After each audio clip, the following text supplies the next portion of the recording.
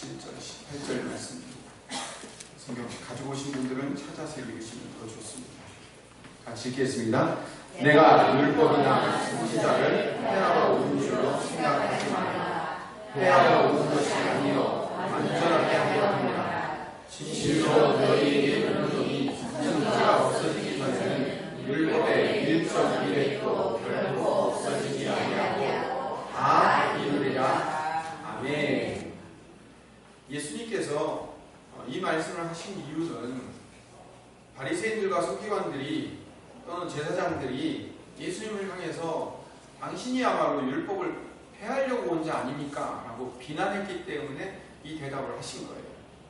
그럼 왜 예수님이 율법을 폐하러 온 자라는 비난을 받았을까요? 가장 큰 이유는 안식일날 병자를 고침으로 일하지 말라는 계명을 어겼기 때문에 중풍병자를 고치면서 내 죄가 사함받았다고 말씀하시므로 원래 죄를 사하신 분은 누구밖에 없어요? 하나님밖에 없죠. 그렇죠? 근데 33살 된 젊은 청년이 내가 내 죄를 사하노라 이러고 있으니까 신성모독이라고. 율법에 부정한 사람으로 취급되는 세리, 죄인, 창녀들, 거지들, 병자들 이런 사람들하고 같이 다니고 식사를 하는 거예요. 원래 율법적으로는요 문둥병자를 만지면 안 돼요. 접촉 불가란 말이에요. 그 부정한 자들을 만져서 고치고 각종 병자들을 손으로 만져서 치료해요. 마지막에는 성전을 헐면 당신이 사흘 만에 지으실 거라고 말씀하시면서 성전까지 모독을 하는 거예요. 이런 얘기들과 그런 행동들을 하시니까 당신이 율법을 폐하러 온다 라고 비난을 한 거예요. 그러니까 예수님께서 오늘 말씀대로 나는 폐하러 온 거 아니야. 나는 완전하게 하려고 온 거야 라고 대답을 하신 것이죠. 예수님께서 유대인들이 비난하는 대로 율법을 폐하러 오신 게 아니고 그 율법을 완성시키러 오셨다면 어떻게 완성시키러 오셨냐면 예수님이 17절에 말씀하신 대로 내가 율법이나 선지자를 폐하러 오신 줄로 생각하지 마. 율법이나 선지자 이게 뭔 구약을 얘기하는 거예요. 율법은 모세오경 토라를 얘기하고 또 선지자는 그 이외에 선지서들을 얘기를 하는 거죠. 그래서 구약 성경이 미완료됐다는 거예요. 그 미완료된 그 구약을 예수님이 오셔서 완성시키겠다 이 의미가 되는 거죠. 제가 시제 얘기를 하나 해드릴게요. 조금 어렵지만요 아주 중요한 얘기입니다. 구약에는 시제가 과거, 현재, 미래 이런 시제가 없어요. 히브리어는 그런 시제가 없다고요. 그러면은 히브리서는 과거, 현재, 미래를 어떻게 나타내요? 히브리어는요 완료형과 미완료형이 두 가지 시제밖에 없어요. 완료형과 미완료형. 완료형은 뭐냐면 하나님의 뜻이, 하나님의 계획이, 하나님의 방법이, 하나님의 방식대로 완성되었으면 뭐예요? 완료형으로 쓰는 거예요. 아직 완성되지 않았는데 완성되어 가고 있는 과정 중에 있거나 앞으로 완성하실 것을 기대하고 있을 때는 뭐라고 얘기해요? 미완료로 쓰면 되는 거예요. 그러니까 완료와 미완료만 있는 거지 과거, 현재, 미래가 없어요. 히브리어가 원래 자체가 다른 시제가 없어요. 여러분 이 히브리어라는 이 언어 안에는요 히브리인들의 사고방식과 신앙이 담겨져 있어요. 왜 그들이 완료와 미완료만 쓰냐면 우리는 하나님의 언약이 중요하다. 그래서 이 하나님의 언약, 하나님의 약속이 이루어지는 것 그리고 앞으로 이루어질 것 우리 그거 두 가지만 알면 돼. 굉장히 신앙적이잖아요. 그렇죠? 하나님이 이루어진 것 그리고 앞으로 이루어질 것 두 가지만 알면 돼요. 그래서 완료와 미완료만 있는 거예요. 그러면 신약은 헬라어로 썼어요. 헬라어는 그러니까 신약을 먼저 얘기하면 신약은요 구약에 미완료된 것이 신약에서 완료되었다라는 것을 강조하는 것이 신약이에요. 그러면 신약에는 완료형이 있을까요? 없을까요? 있어야 되겠죠. 그렇죠? 신약에는 완료형이 있어야 되겠죠. 그래서 신약은 이 헬라어는요 성취, 완성 이런 것을 설명하는 내용이 많아야 되기 때문에 미완료, 과거 완료, 미래 완료, 완료형이 엄청 많아요. 제가 대표적인 완료형만 이야기했고 이 신약의 헬라어는요 시제만 260개가 넘어요. 무슨 시제가 그렇게 많아요. 근데 그렇게 많을 만큼 뭐 하는 거예요? 완료형에 대해서, 그러니까 드디어 예수님께서 구약의 과거에 미완료된 것을 완성시켰다는 것을 이야기하고 싶으니까 그런 많은 시제들이 따라오는 거예요. 언어만 봐도 그 안에 신앙이 담겨져 있다는 것을 볼 수 있는 거예요. 예를 하나 들어볼게요.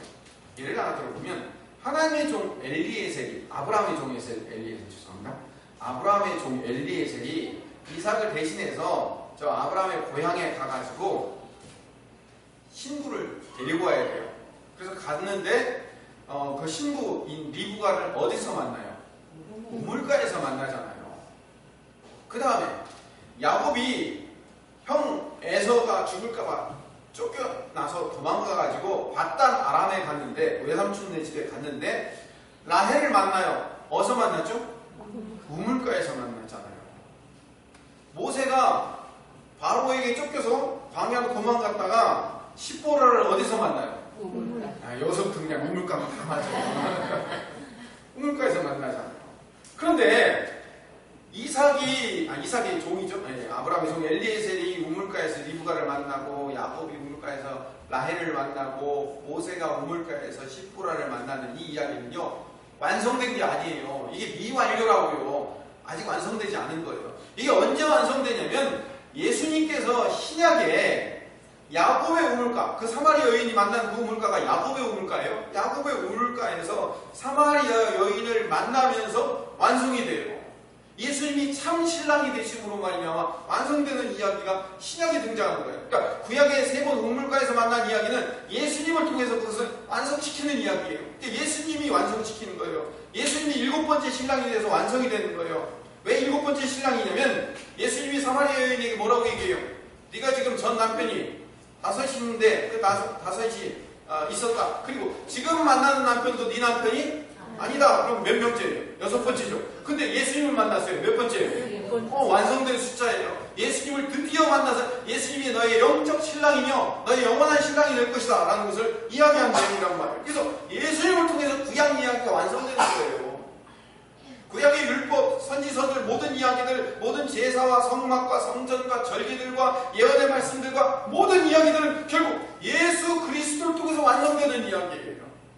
그러면 구약의 모든 미완료된 이야기를 예수님을 통해서 신약에 완성된다는 이 이야기, 완료시킨다는 이 이야기를 뭐라고 하긴 이게 구속사적 해석이라고 얘기해요. 구약의 모든 신앙의 선진들의 이야기가 예수님을 통해서 신약에 온전히 완성되는 이야기, 구속사적 해석이에요. 제가 설교 시간에 큰 그림으로 쓰는 성경 해석의 방법이에요. 구약의 율법은요, 예수님 없으면 불완전한 거예요. 아무리 최선을 다해서 열심히 잘 지켰다고 해도 예수님이 안 계시면 아무것도 없는 찐빵, 고무줄 없는 팬티, 아무것도 아닌 거예요. 그래서 예수님이 율법을 완성시켰다는 말은 구약의 율법의 세부적인 사항까지 그냥 조목조목 다 완벽하게 지켜내셨다는 그런 의미이기보다는 율법의 근본적인 의미를 완성해내셨다는 거예요. 율법의 근본적인 의미. 근데 바리새인들과 서기관들은 자꾸 예수님이 율법을 폐한다고 얘기해요. 네가 왜 율법을 안 지키냐라고 지금 시비를 걸거든요. 바리새인과 서기관들이. 왜냐하면 자기들이 지금 잘 지키고 있는 율법, 예를 들어서 안식일날은 밀 이삭을 잘라 먹으면 안 되죠. 근데 제자들이 잘라 먹잖아요. 손을 씻지 않고 음식을 먹는다고요. 손 씻지 않는다는 것은 그냥 더러운 손 안 씻는다 이런 얘기가 아니라 그들이 집에 들어갈 때나 회당에 들어갈 때나 아니면 음식을 먹을 때는요, 정결 예식이라고 해서 정결하게 된 물이 있어요. 그 물로 이렇게 손을 정결 예식을 취해서 깨끗이 닦아야 돼요. 그래야 내 몸과 마음이 정결해진다고 생각하면 그 정결 예식을 행하지 않는다. 왜 네가 율법을 안 지키냐라고 그들이 시비를 거는 거죠. 자, 예수님은 나는 완전하게 하러 왔다. 바리새인들은 왜 안 지키고 왜 율법을 폐하러 왔느냐? 그러면 예수님이 보는 방식과 바리새인들과 서기관들, 다시 말하면 그 당시 유대인들이 보는 방식과 율법을 보는 방식이 같아요, 달라요? 달랐다는 거예요. 뭐가 달랐냐 이거죠. 이걸 한번 생각해보세요. 뭐가 달랐길래 서로들 틀렸다고 얘기하는가? 바리새인들과 서기관들은요, 율법을 상벌의 개념으로 이해를 하고 있어요. 상벌의 개념. 율법의 꽃이라고 불리우는 것이 신명기 28장이에요. 우리 잘 아는 내용이죠. 신명기 28장. 그 1절에 보면 이런 말씀이 나옵니다. 같이 읽어봅시다. 1절, 2절, 시작. 내가 내 하나님 여호와의 말씀을 삼가졌고 내가 너희에게 명령하는 내 하나님 여호와께서 너를 세계 모든 민족에게 하게 하시라. 내가 내 하나님 여호와의 말씀을 공경하며 이 모든 우리에게 하여 내게. 자, 결론. 말씀 잘 지키면 복 받는다 이거예요. 그럼 반대로 안 지키면 어떻게 될까요? 15절을 봅시다. 28장 15절 시작. 내가 만일 내 하나님 여호와의 말씀을 순종하지 아니하여 내가 오늘 내게 명령하는 그 모든 명령과 내 제도가 변하지 아니하면 이 모든 것을 하게 하여 내게 주시니. 자, 안 지키면 어떻게 된다는 거예요? 저주가 임한다는 거예요. 잘 지키면 복, 안 지키면 저주. 그래서 유대인들이 잘 지키는 이유는 뭐예요? 복 받기 위해서. 안 지키려고 안 지킬 수밖에 없는 이유는 그들이 저주받을까봐 두려워서 그런 거예요. 상벌의 개념으로 이해하고 있다는 것은요, 율법의 원리를 이해하지 못한다는 말과 같은 말이에요. 상벌을 위해서 율법을 지키는 거예요. 이것은 내가 잘 지키면 상 받고 남이 못 지키는 것을 정죄하고 비난하는 자격이 주어진다는 조건에서 상벌의 개념으로 이해한다는 것은 나만 바라본다는 의미예요. 이 율법을 지키는 주체가 누구예요? 나란 말이에요. 나. 여러분, 오늘 이 말씀을 여러분들이 잘 귀담아 들으셔야 돼요. 어느 때보다도 더 중요합니다. 상벌의 개념으로 여러분들이 신앙생활을 하면 여러분들 구약시대의 신앙생활을 하는 것과 똑같아요. 여러분들이 상벌의 개념으로 신앙생활을 하는 것이 바리새인들과 서기관들이 상벌의 개념을 갖고 신앙생활을 하는 것과 똑같다니까요. 성지순례를 가면 그 가이드들이 사실은 그 전문 가이드들이 아니고 그분들이 다 선교사들이나 아니면 히브리 대학이나 이런 데서 공부하는 사람들이에요. 그 선교사님들한테 얘기를 들은 건데, 외국에서 이스라엘에서 나가서 살게 되면 안식일, 즉 우리가 얘기하는 토요일 날이 굉장히 바쁜 날이 된답니다. 왜 안식일 날 바쁘냐면, 원래 안식일은 어떻게 해요? 쉬는 날이죠. 근데 이방인들은 그날이 바쁜 날이에요. 왜 바쁜 날이냐면 이 유대인 아줌마들이 이방인 옆집에 사는 이방인들과 평소에 친해 놓는 거예요. 왜 평소에 친해 놓냐면 이 이방인들이 쓰임새가 있기 때문에 평소에 친해 놓는 거예요. 나의 이 목적을 위해서. 안식일날 어느 날 이 선교사님, 가이드 선교사님이 집에 앞에 이 유대인 아주머니가 와서 자기를 많이 쳐다보더래요. 그래서 문제가 생겼구나. 그래서 문을 열고 나갔대요. 그 아주머니가 휙 뒤로 돌아서 자기 집으로 막 가는 거예요. 가가지고 자기 집 그 주방을 또 빤히 쳐다보는 거예요. 아무 얘기도 안 했어요. 그렇죠? 아무 얘기도 안 하고 빤히 쳐다봤어요. 그래서 아무 얘기도 안 하고 빤히 쳐다보면 어떻게 돼요? 거기에 반드시 문제가 있다는 거예요. 여러분, 이 유대인들은요, 안식일날 일을 하지 않아야 된다는 그 규정을 지키기 위해서 에너지가 발생하는 것은 무조건 일이에요. 전기 코드를 꽂으면 에너지가 발생하죠. 그렇죠? 그럼 일이에요, 일이 아니에요? 그들이 생각할 때는 그게 일이란 말이에요. 근데 냉장고 코드가 꽂혀 있어요. 더운 나라란 말이에요. 안식일날 음식을 음식을 먹어야 되고 그 모든 것들이 다 썩으면 큰일 나잖아요. 거기다 하루만 냉장고 빠져도 큰일 난단 말이에요. 그러니까 그래 주방을 향해서 이렇게 많이 쳐다본 다음에 자기 방에 들어가서 가만히 있는 거예요. 아무 일도 안 했어요. 그렇죠? 이 유대인들이 뭐 했어요? 그냥 이방인 집에 가서 많이 쳐다보고, 그리고 와서 자기 주방을 빤히 쳐다보고 그냥 들어가는 것 이외에는 아무 에너지를 발생시킬 일을 하지 않은 거예요. 그럼 이 가이드 선교사님이 가서 두리번 참으면 대개 나오는 게 뭐냐면 전기 문제, 가스 문제, 배관의 문제, 이 세 개 중에 하나예요. 근데 이 냉장고 뒤를 보니까 냉장고 코드가 뽑혀 있는 거예요. 그래서 그거를 이제 꽂아주고 돌아오는 거예요. 돌아오면 그 다음날 아침에 자기 집 문 앞에 파이나 쿠키가 구워져 있어요. 문 열고 띵동해서 주면 어제 고맙습니다 하고 주면 되는데, 어제 고맙습니다 하고 주면 그것도 뭐예요? 어제 안식일날 지켰던 거예요. 이방인을 대신 시켜가지고 했기 때문에 그것도 뭐예요? 일이 되는 거예요. 그래가지고 그냥 조용히만 놓고 가는 거예요. 그게 유대인들이 율법을 지키는 방식이라고. 자, 그 유대인 아주머니의 생각을 우리가 한번 생각해 봅시다. 왜 그렇게 지키죠? 그렇게 안 지키면 벌 받을 수 있어요. 저주 받을 수 있어요. 그리고 그렇게 잘 지켜야 뭐하니까? 복 받아. 그 유대인 아주머니의 마음 가운데 하나님이 계실까요? 물론 안 물어봤으니까 모르겠습니다. 하나님이 계실까? 한번 생각해 보세요. 정말 하나님이 계실까? 여러분, 우리도 마찬가지예요. 바리새인들 향하면 손가락질할 게 아니라 우리를 바라봐야 돼요. 나 자신을 바라봐야 돼요. 여러분, 내가 자녀를 키우고 있으면 온통 내 관심의 모든 초점이 다 어디가 있어요? 하나님께 가 있죠. 그렇지 않아요. 자녀를 키우면 나의 모든 관심과 초점이 어디에 가 있냐면 자녀에게 가 있어요.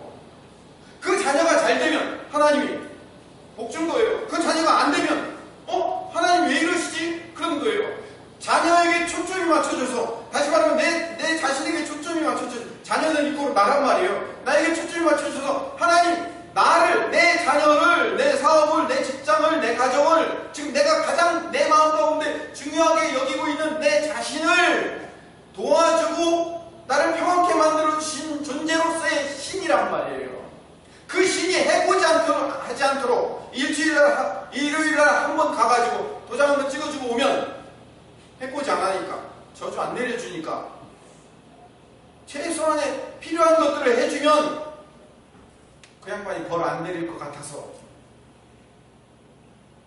여러분, 이건 신앙 아니에요. 여러분, 이 마음의 중심 안에 하나님이 안 계신데 그게 무슨 신앙이에요? 율법을 모세를 통해서 이스라엘 백성들에게 왜 주었는지 아세요? 왜 줬을까요? 이스라엘 백성들아, 10가지 재앙을 주고 홍해를 갈라서 내 백성 만들어 놓은 이 이스라엘 백성들아, 너희들의 인생의 주인이며 너희들의 왕이며 너희들의 인생의 전부는 나 여호와 하나님이야 라는 것을 뭐예요? 가르쳐주는 것이 뭐예요? 율법의 의미예요.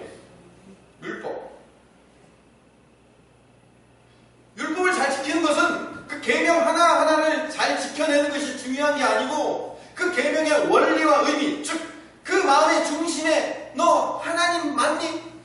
너 네 마음의 중심에 하나님이 계시니? 라고 물어보는 거란 말이에요. 네, 맞습니다. 내 마음의 중심에 하나님이 계십니다 라고 고백하는 것이 율법을 지키는 행위라고요. 복이 뭐냐면 하나님이 내 마음의 중심에 있는 걸 뭐라고 얘기한다고요?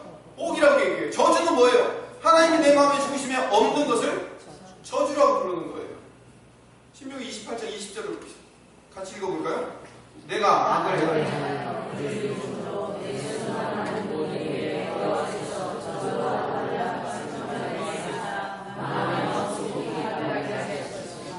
내가 악을 행하여 그를 잊으므로. 여기서 말하는 그는 누구예요? 여호와 하나님을 잊어버려요. 이스라엘 백성들에게 악은 뭐냐면, 내가 어떤 행위를 한 것도 악이지만 가장 큰 악의 근본 원리는 하나님을 잊는 것이 뭐예요? 악이에요. 하나님의 백성이 하나님을 잊어버리는 게 악이라고. 하나님의 백성의 마음의 중심에 하나님이 있어야 되는데 다른 것이 있는 것을 악이라고 얘기해요. 그렇게 하나님이 내 마음의 중심에 있지 않는 상태를 저주와 혼란과 책망을 내리게 하사 망하며 속히 망하고 파멸하게 만드는 상태가 되는 거예요. 하나님 없으면 그게 망하는 거예요. 여러분의 사업이 문제가 생겨서 망하는 게 아니라고요. 여러분의 자녀가 어려움이 생겨갖고 말 안 듣고 속상하게 되는 것이, 그게 망하는 게 아니에요. 여러분의 인생에 하나님이 없는 게 망하는 거라니까요. 하나님 부재, 하나님 없는 게 망하는 거예요. 그게 하나님 없음, 부재로 일어나는 현상이 21절 같이 읽읍시다.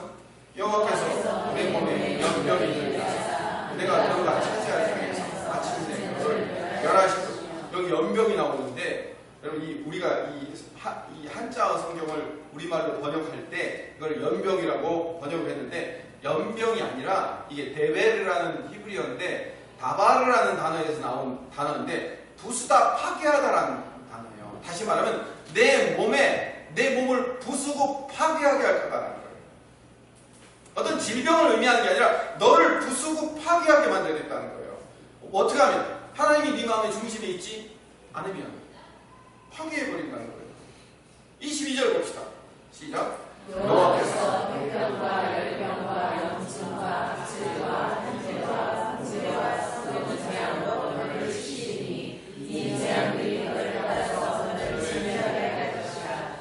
여기 지금 이렇게 한자어로 폐병, 열병, 염증, 학질, 한재, 풍재, 썩는 재앙 이런 말이 나왔는데, 이게 히브리어 원어로 보면 폐병은 샤헤페트라고 해서 여위게 만드는 거예요. 열병이라고 하는 카타하트는 불태우는 거예요. 염증은 달레케트라고 해서 불 붙이는 거예요. 학질은 하루후루라고 해가지고 마르게 해버리는 거예요. 한재는 헤레브라고 해서 황폐하게 만드는 거예요. 풍재는 샤다프라고 해서 말라 죽게 만드는 거예요. 이건요, 여기 21절과 22절에는 병이라는 단어가 안 나와 있어요. 어떤 질병의 의미가 아니라 이 목록들을 자세히 보면요, 아주 재미있는 공통점이 하나 생기는데, 물이 없는 곳에서 열이나 불이 일어나서 발생하는 가뭄, 열병, 건조하게 말라 비틀어진 상태를 의미하는 것들이 폐병, 열병, 염증, 학질, 한재, 풍재, 썩는 재앙들인 거예요. 다시 말하면 뭐가 없어서 그렇다고요? 물이 없어서 말라버린 상태를 얘기하는 거예요. 하나님의 백성에게 하나님이 없으면 이 심정이 말라버리는 것처럼, 하나님의 백성에게 물이 없으면 전부 말라 비틀어진 것처럼 마르고 열나고 황폐하게 될 것. 그러니까 쉽게 얘기해서 우리 인생을 사막과 광야로 만들어버리겠다 이 얘기예요. 물이 없으니까. 물 없으면 여러분, 이 이스라엘 백성들이 살고 있는 이 가나안 땅이나 애굽 땅이나 그들의 이 세계관 자체 안에는 물이 없으면 어떻게 되는 거야? 아무것도 아닌 것들로 보이는 그런 세계들이란 말이에요. 하나님 없는 마음은 사막, 광야일 수밖에 없다는 거예요. 시편 28편을, 아니요, 신명기 28편을 또 요약해 놓은 게 뭐냐면, 시편 1편이 우리가 잘 외우는 거죠. 시편 1편이 뭐죠? 복 있는 사람은 악인의 길에 따르지 않고 죄인의 길에 서지 않고 오만한 자의 자리에 앉고. 복 있는 사람과 악인을 지금 서로 비교하고 있어요. 그런데 3절로 넘어가면 그는, 여기서 말하는 그는 복 있는 사람이에요. 복 있는 사람은 읽어봅시다. 그 잎사귀가 마르지 아니하더니 그가 하는 모든 일이 아름다우리라. 복 있는 사람의 가장 중요한 핵심은 시냇가에 심은 나무가 된다는 거예요. 아무리 주변이 말라 비틀어졌고 아무리 주변이 물이 한 방울도 없다 할지라도 지금 오아시스의 시냇가에, 오아시스를 의미하는 거예요. 오아시스에 심겨진 나무는 철 따라 열매 맺고 그 잎사귀가 마르지 않는 거예요. 하나님에게 그 인생에 뿌리를 두고 있는 사람, 하나님이라는 물에 뿌리를 두고 있는 사람은, 근데 반대로 4절을 봅시다. 같이 읽읍시다. 악인들은 그렇지 아니하니 오직 바람에 나는 너와 물이 한 방울도 없는 거예요. 물 한 방울 없는 인생을 뭐라고 얘기하면 악인이라고 얘기해요. 하나님이 그 중심에 없는 것을 악이라고 얘기 안 한다고요. 하나님 부재하실 거예요. 생수의 근원이신 하나님을 버린 거예요. 이왕 나와서 한번 읽어볼까요? 예레미야 17장 13절 같이 읽읍시다. 이스라엘의 소망이신 여호와여, 무릇 주를 버리는 자는 다 수치를 당할 것이다. 무릇 여호와를 떠나는 자는 그의 기록이 되오리니 이는 생수의 근원이신 여호와를 버림이니이다. 여호와 하나님을 뭘로 비유하고 있어요? 생수의 근원. 하나님이 물이셔요. 하나님이 물을 공급해 주신다고요. 아니, 하나님이 물을 공급해 주신 것 차원을 넘어서 하나님이 물이셔요. 물이 있어야 그 모든 것들이 풀릴 수 있는 거예요. 물 없으면 아무것도 아닌 거예요. 물 없으면. 예수님께서 산상수훈의 말씀을 주신 이유는 율법의 원리를 다시 한번 재정의하신 거예요. 바리새인들과 서기관들과 그 당시 유대인들이 잘못 알고 있는 율법의 원리를 다시 한번 재조명해 주시는 것이 산상수훈의 의미예요. 그래서 율법의 근본적인 의미는 하나님 그분이 내 인생의 주인이시며 전부이신 것, 그 하나님과 함께하는 자, 하나님과 함께하는 걸 뭐라고 얘기해요? 임마누엘이라고 하죠. 임마누엘을 경험하는 것, 그게 복인 거예요. 아멘. 하나님을 떠나 하나님이 내 중심에 있지 않아 하나님을 부재, 하나님 부재의 상태가 뭐예요? 그게 저주예요. 그러면 제가 여러분들에게 물어보겠습니다. 하나님이 여러분의 인생의 주인 맞죠? 아멘. 내 인생을 인도하시는 분이 하나님 맞죠? 아멘. 율법이라는 게 뭘 묻고 있냐면 십계명, 뭐 하나님을 거룩하게 지켜, 하나님만을 섬겨라, 살인하지 말라, 간음하지 말라, 도둑질하지 말라, 안식일을 기억하여 거룩히 지켜라, 내 이웃의 것을 탐내지 말라. 이 율법의 모든 말씀은 한마디로 얘기하면 뭐라고요? 하나님을 네 마음의 중심에 모시고 있는가? 라는 말이에요. 율법을 한마디로 정의하면 마음을 다하고 목숨을 다하고 힘을 다하여 너희 하나님 여호와를 사랑하는 거예요. 여러분, 뭔가가 내 마음의 중심에 있으면 그게 뭐예요? 그것을 사랑하는 거잖아요. 여러분들이 직장에서 일을 하거나 사업을 하거나 여러 가지 일을 할 텐데 그 일을 하다 보면 매일매일 즐거워서 기쁜 마음으로 일이 나가시니까 때로는 쉬고 싶습니까? 쉬고 싶어요. 하기 싫다고요. 안 하고 싶어요. 어느 같은 날 그냥 퍼지고 싶고 하기 싫고, 그런데도 불구하고 그냥 꾸역꾸역 일어나서 힘든 몸, 아픈 허리를 부여잡고 그래도 나가야지라고 부둥켜 안고 나가는 이유가 있어요. 왜 그럴까요? 여러분의 마음의 요 중심에 누가 있기 때문에? 하나님이 있기 때문에 그래요? 맞아요. 감사합니다. 근데 새끼가 있어서 그래요. 자식이 있어서 부양할 처자식이 있어갖고 붙들고 나가는 거예요. 왜? 내가 그거 안 하면 굶어 죽을 수 있으니까. 내가 그거 안 하면 걔네들한테 영향을 미치니까 꾸역꾸역 힘들어도 나가는 거란 말이에요. 아무리 힘들고 아무리 어려워서 정말 힘든 일이 있어도 그냥 붙들고 나갈 수밖에 없는 이유는 이 안에 뭐가 있기 때문에, 새끼들이 있기 때문에 그런 거란 말이에요. 여러분 안 그랬어요?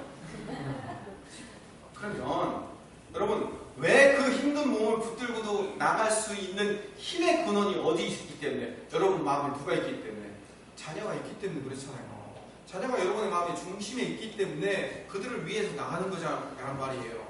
그런 것처럼, 제가 비유를 드는 거예요. 그런 것처럼 여러분이 하나님이 여러분의 인생의 중심이 되어서 새끼 때문에 여러분들이 힘들고 어려워도 붙들고 일어나 나가는 것처럼, 하나님이 여러분의 인생의 중심이 있기 때문에 하나님 때문에 여러분이 붙들고 일어나 나갈 수 있는 존재가 되고 있는가가 뭐예요? 율법의 이야기라니까요. 율법이 바로 그걸 의미한다는 거예요. 마음의 중심에 하나님이 있다는 것을 또 다른 말로 바꾸면, 너 하나님 사랑하고 있니? 네 마음의 중심이 여기 핵심 안에 하나님이 계시니? 라고 물어보는 거예요. 그래서 율법은 사랑으로 결론을 내릴 수밖에 없어요. 왜 율법이 사랑인지 아십니까? 하나님 사랑과 이웃 사랑이란 왜 사랑으로 율법이 결론이 내리지는지 아십니까? 네 마음이 중심에 하나님이냐? 율법이 그걸 물어보는 거예요. 하나님이 그토록 사랑하여 내 아들 예수까지 보내서 사랑한 내 백성들이 네 마음에 안에 있니? 그걸 뭐라고요? 이웃 사랑이라고 얘기하는 거예요. 네 중심에 하나님 있냐고 물어보잖아요.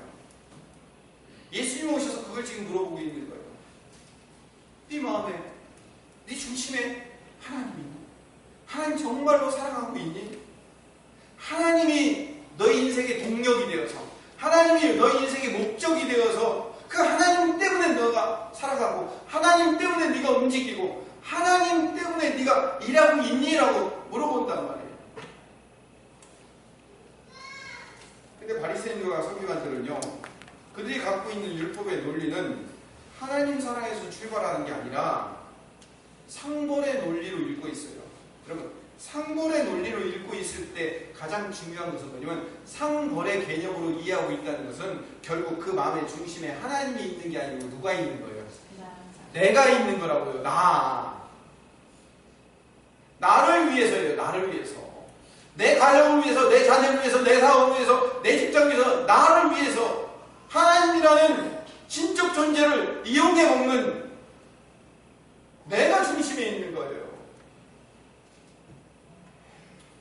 율법을 겉표면만 읽으면 상벌의 논리 맞아요. 단순하게 생각하면 맞아요. 잘 지키면 복 받고 못 지키면 벌 받아요. 그런데 하나님께서 주신 그 율법의 근본적인 의미는 복 받기 위해서 지키며 벌 받을까 무서워서 지키는 게 아니고 네 인생의 주인에 네 인생의 마음 깊숙이 하나님이 너를 살리고 너를 인도하고 너를 이끌고 있는 그 동력원이 되고 있는가를 물어보고 있단 말이에요.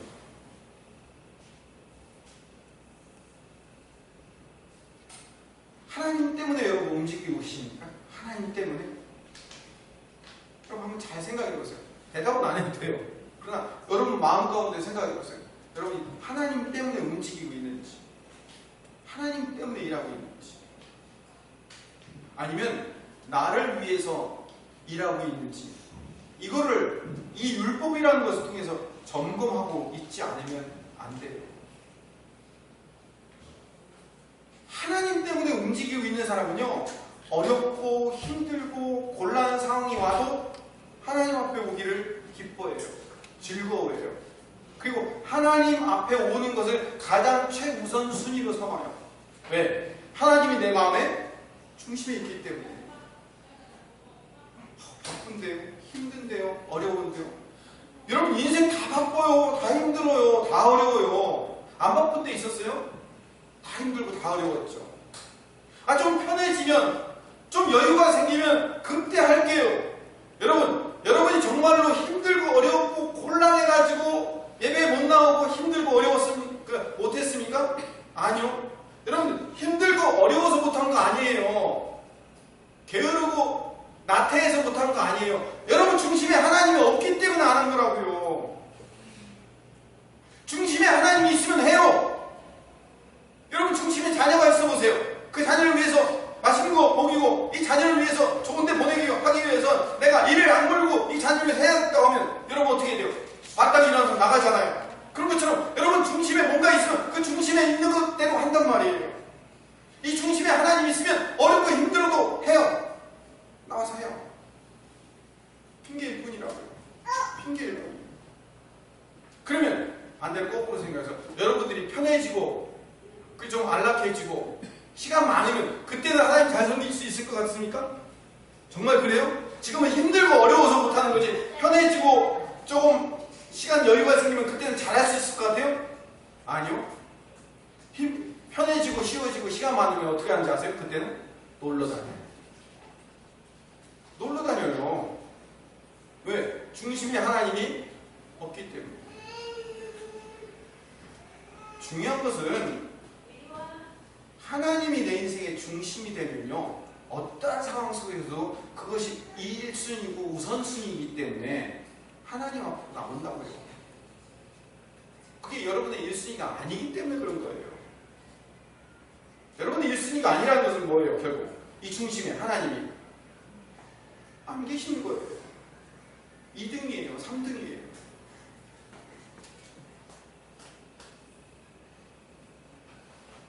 여러분, 그 남자들은 집에서 항상 5등이라면서요. 아니에요. 자녀, 강아지, 그 다음에 5등이라면서요. 하나님 6등이에요. 하나님 우리 인생 6등이라고.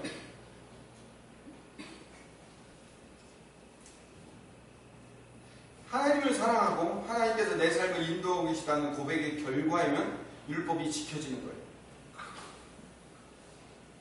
그게 아니고요. 내가 상받고 내가 벌받을까 무서워서 지키고 있는 것은요, 결국 그 중심 안에 아직도 내가 들어있는 것밖에는 안 되는 거예요. 예를 하나 들고 오늘 정리를 합시다. 요한복음 9장 1절부터 3절 말씀을 읽어보겠습니다. 같이 읽읍시다. 예수께서 길을 가실 때 날 때부터 눈이 있는 사람을 주신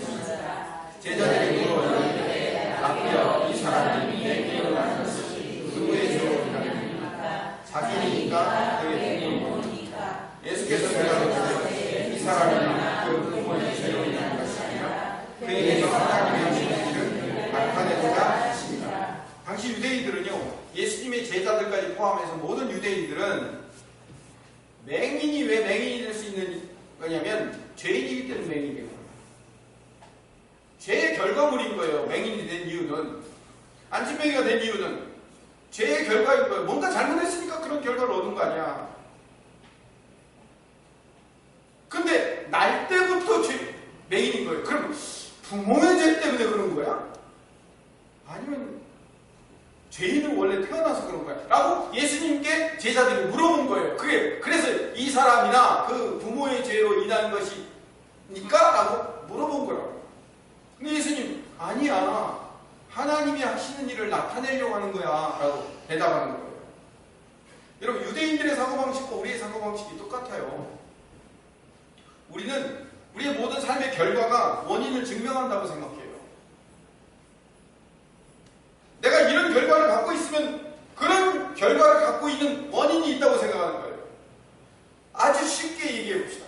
내가 가난하게 살면 가난하게 사는 이유는 뭔가 하나님 앞에 잘못하고 죄짓고 게을렀기 때문에 가난하게 산다 생각합니다. 내가 부유하게 살면 내가 뭔가 하나님 앞에 잘한 일이 있고 하나님 앞에 칭찬받고 그리고 내가 부자로 살 만한 어떤 원인을 제공했기 때문에 부유하게 산다고 생각합니다. 나는 그렇게 생각하는 거예요. 결과가 원인을 증명한다고 생각하는 거예요. 교회를 예로 들어볼까요? 교회가 작고 개척교회, 그러면 교회가 부흥하지 않고 작은 것은 목회자에게 결함이 있거나 능력이 없거나 안 될 만한 어떤 조건이 있기 때문에 그렇다고 결과가 원인을 증명한다고 생각해요. 반대로 세상의 가치가 크고 화려하고 좋고 잘 되는 것은 뭔가 원인이 좋기 때문에 그런 결과를 얻었다고 이렇게 생각합니다. 이게 유대인의 논리예요. 인간의 논리란 말이에요. 바리새인들과 서기관들과 제사장들과 사두개인들은 모두 중상류층 사람들이에요. 그들의 논리는 뭐냐면 율법을 우리들이 잘 지키고 있기 때문에 우리가 이런 복을 받고 있다. 식민지 생활하면서도 그나마 이렇게 잘 먹고 잘 살 수 있는 이유는 우리가 율법 잘 지키기 때문에 그렇다라고 스스로 자신들을 자부하고, 반대로 저 세리, 죄인, 창녀, 거지, 병자들은 율법을 못 지켰기 때문에 하나님이 그 못 지킨 죄의 결과로 못 지킨 대가를 지금 저들이 치르고 있다라고 그들을 지적하는 일에 사용하고 있다는 거예요. 모든 일을 뭐 하는 거예요? 원인과 결과로 증명하려고 모든 것을 어떤 상과 벌의 개념으로만 모든 것을 증명하려고 하더라는 거죠. 그렇게 증명하려고 하는 자들의 마음 가운데 하나님이 그 중심에 계시지 않다는 거예요.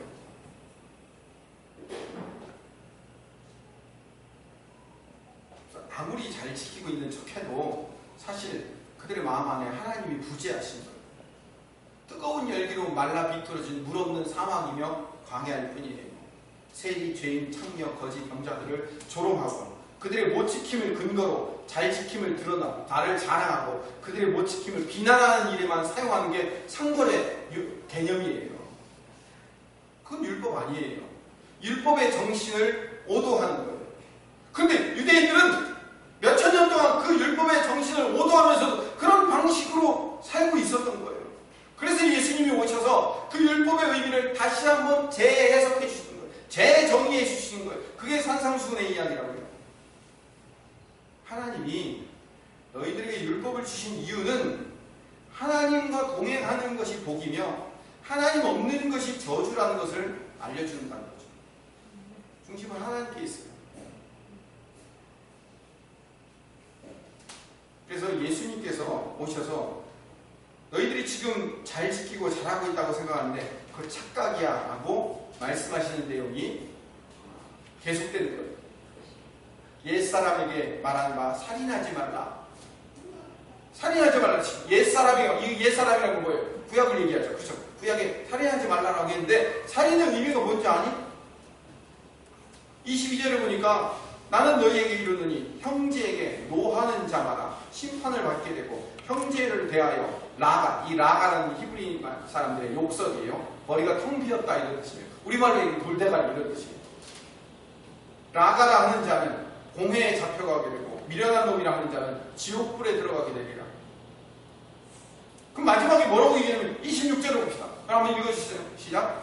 너희에게 이르노니 우리가 한 푼이라도 남김없이 받기 전에는 결코 거기서 나오지 못하리라. 형제를 향해서 야 이 돌대가리야 하면서 그를 무시하고 그 인격적으로 모욕하고 인격살인을 했던 그 사람이 섭섭한 감정이 치유되어서 한 푼이라도 남김없이 다 갚기 전에는 그 마음이 회복되어서 풀어져서 아 이제 괜찮아라고 그 내가 인격적인 모욕을 준 사람이 그 사람이 용서해주고 아 괜찮아라는 마음이 한 푼이라도 마음이 그 회복되기 전까지는 너는 결단코 그 죄가 용서되지 않고 그걸로 말미암아 지옥 갈 수 있다 이렇게 얘기하는 거예요.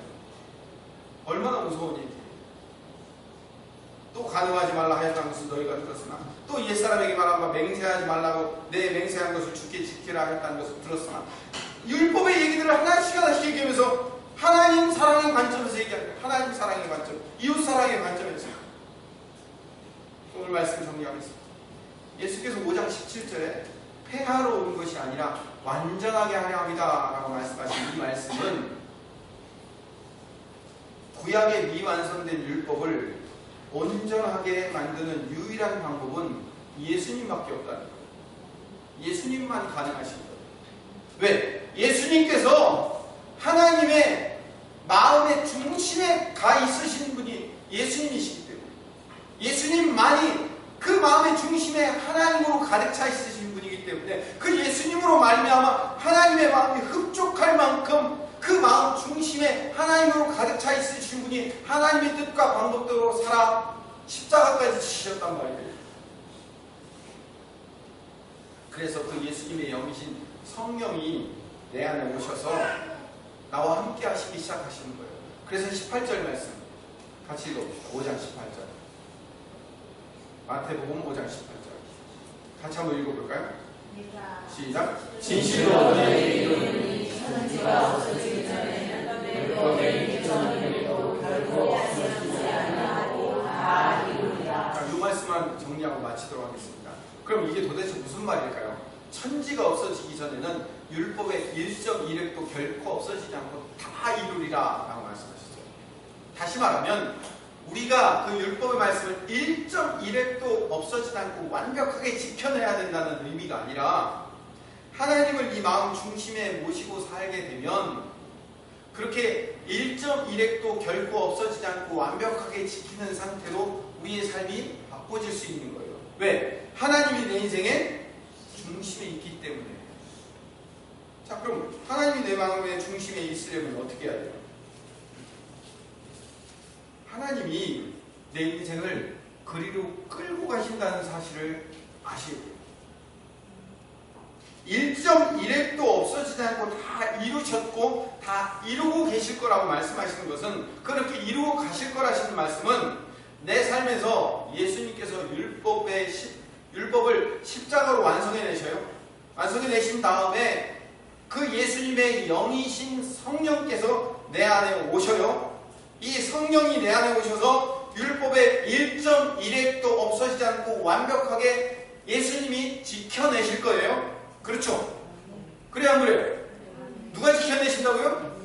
예수님이 지켜내신다고요. 예수님의 영이신 성령으로 내 안에 오셔서 나라는 이 인생을 1.1획도 없어지지 않고 완벽하게 나를 지키는 인생으로 만들어 줄 거라는 거예요. 어떻게 이걸 완벽하게 지키게 만들어줘요? 자, 이 얘기를 다른 말로 바꿔 얘기하면 여러분의 인생을 성령께서 하나님이 여러분의 인생의 중심이 되도록 만들어내실 거라는 거예요. 아멘? 더 쉽게 말씀드릴까요? 여러분 인생의 중심인 게 뭡니까? 하나님? 자녀 아니에요? 돈 아니에요? 가정, 사업, 직장? 여러분 안에 중심, 나 자신, 나의 자아 성취? 여러분 안에 중심에 있죠? 그러면 그것들이 여러분의 인생의 중심에 있고 여러분의 마음의 중심에 있다면 성령께서, 잘 들으세요. 마지막입니다. 성령께서 내 안에 오셔서 1.1획도 없어지지 않고 완벽하게 이루어내신다고 하신다면 그 성령이 내 안에 오셔서 어떻게 하실까요? 내 안에 자녀라는 중심에 있는 이 자녀를 어떻게 할까요? 끄집어 낼 거예요. 여러분 이사 가려면 어떻게 해야 돼요? 짐을 다 드러내야죠. 그죠? 짐을 드러내실 거예요. 여러분의 인생에 돈이 여러분의 인생의 가슴 중심에 여기 딱 박혀 있잖아요. 그럼 성령께서 오셔서 여러분의 인생이 중심이 되시려면 그 중심 자리를 어떻게 해야 돼요? 도로 빼고 성령이 들어오셔야 될 거 아니에요. 그러면 여러분의 인생의 중심이 되는 그 돈을 어떻게 해요? 빼내실 거예요. 여러분의 인생의 자녀가 중심이면 그 자녀를 빼내실 거예요. 여러분의 자아 성취가 여러분의 인생의 중심이면 그 자아 성취를 빼내실 거예요. 그리고 하나님이 여러분의 인생의 중심에 오셔서 내가 너희들의 인생의 중심이 될 거야 라고 말씀하시고 그렇게 여러분을 끌고 가실 거예요. 그게 뭐라고요? 1.1핵도 없어지지 않고 하나님이 예수님을 통해서 이루시는 여러분의 인생이 되는 겁니다. 내가 인생을 살면서 나는 이런 목표로 이렇게 해가지고 이런 방식으로 가기를 원하는데 늘 나는 그런 방식으로 안 가요. 자꾸 틀어지고 안 되고 다른 방법으로 가고 다른 방향으로 가고 늘